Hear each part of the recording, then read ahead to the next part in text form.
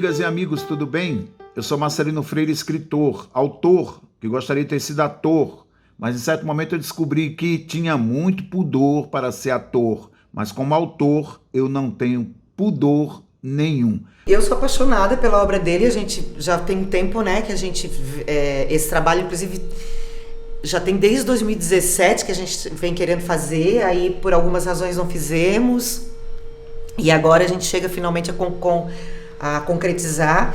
E uma coisa que eu gosto muito no texto dele, que ele, como o Marcelino Freire, ele fez teatro, né? Então ele é da literatura, mas ele tem muito esse entendimento da fala no teatro. Então lidar com o texto dele para um ator, para uma atriz, te dá muitas pistas. Eu fico pensando assim, cada vez que eu passo o texto, eu não preciso descobrir nada, parece que está tudo ali. Já está tudo ali. Se eu entender qual é a proposta, né? Ele tem proposta de ritmo, ele tem proposta de imagens, ele tem proposta de nuances, que se a gente, o que a gente como atriz tem que fazer é ir descobrindo, né, o que está por trás e trazer à tona. Então, e sem contar o universo, né, que ele traz à tona, como que ele discute questões tão assim, tabus e emblemáticas e problemáticas, mas também trazendo um pouco de humor. Um humor ácido, é bem verdade, mas tem humor, tem leveza. Então sou muito fã, assim, ficaria fazendo os textos do Marcelino Freire muito, muito mais. Tenho vontade de fazer outras coisas dele também. Quando eu escrevo pensando em teatro, defendendo estes textos no meu corpo. É um gesto solitário de escrita que se torna um gesto solidário. Eu sempre digo que um ator e uma atriz tem esta entrega solidária para o público, para o leitor, para o espectador. E é uma felicidade ver esses dois grandes atores, o ator Max Reinert, a atriz Denise da Luz, defendendo esses meus textos aí no corpo e na alma. Eu escrevo em voz alta, eu escrevo para dar vexame, eu escrevo vexames líricos. E esses atores, este ator, autor, esta atriz, autriz, defendem com muita dignidade aquilo que eu procuro defender quando coloco estas palavras no papel. O Marcelino Freire é um gênio da literatura brasileira, né? Quem não sabe disso é porque tá mal informado ou nunca leu. Então, assim, a gente é apaixonado pela obra dele há muito tempo. E ter feito Amar é Crime com o Jonathan, acho que foi um passo bem importante. A gente pegou uns textos de uma época e agora a gente tá trabalhando textos que são um pouco mais recentes e que eu acho que, de uma forma muito inteligente, dialogam muito com o Brasil que a gente vive hoje. Então, mesmo que os textos não tocam diretamente alguns pontos, algumas feridas, assim, tão diretamente da sociedade brasileira no momento, eu acho que eles dialogam muito com esse momento que a gente está vivendo.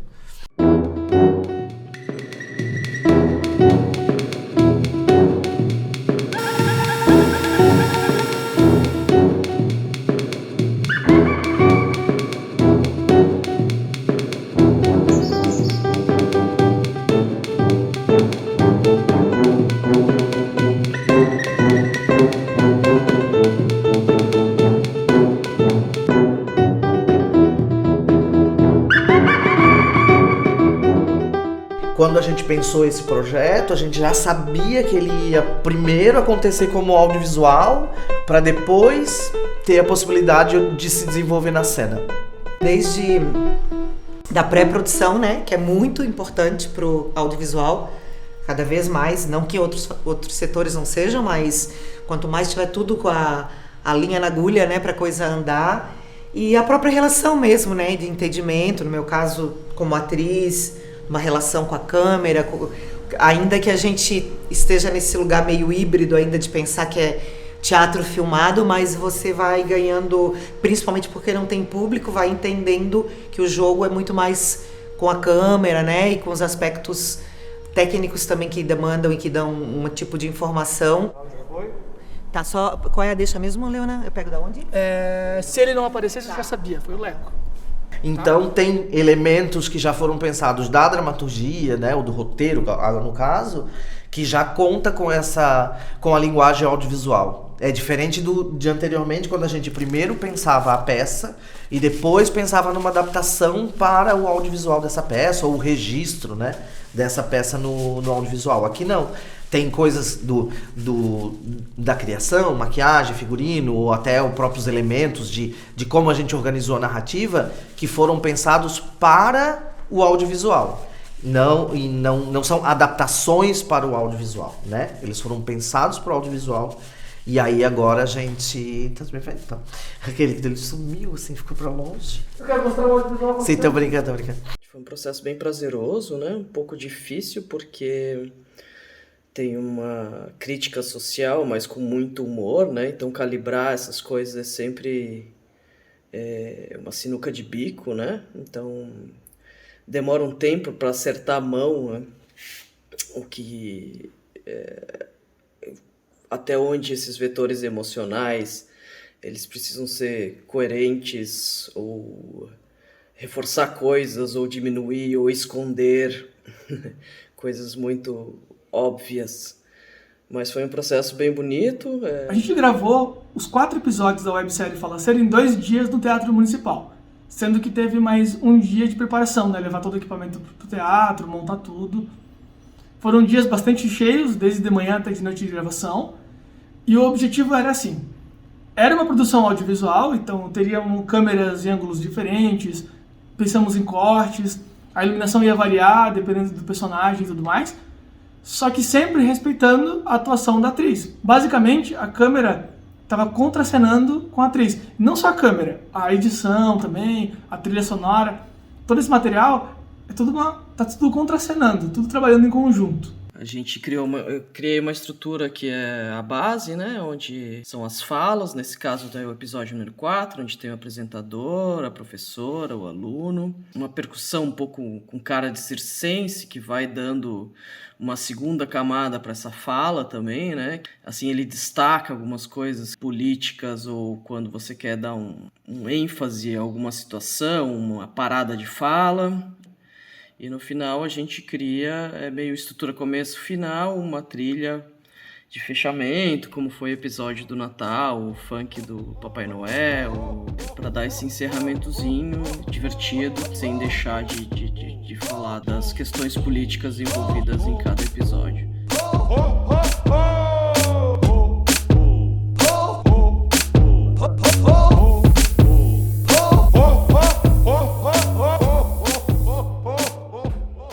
Fala um pouquinho do processo do trabalho.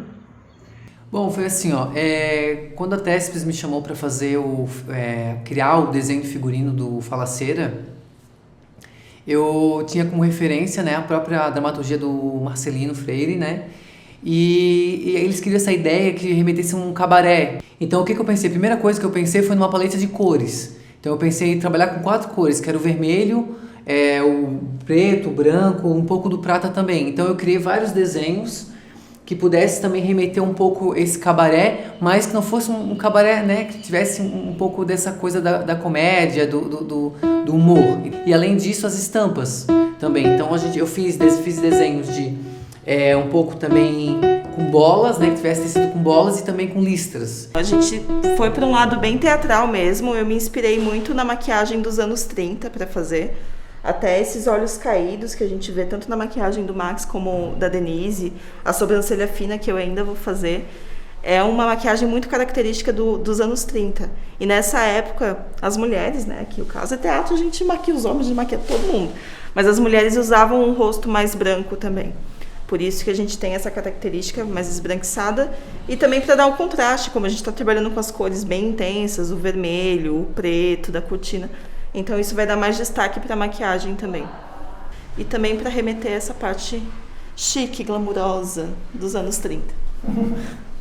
Viu? A pessoa bota brilho e ela já fica, entendeu? O glamour já vem de dentro, com o glitter.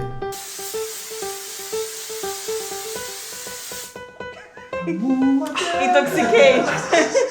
Uma jornada longa, né?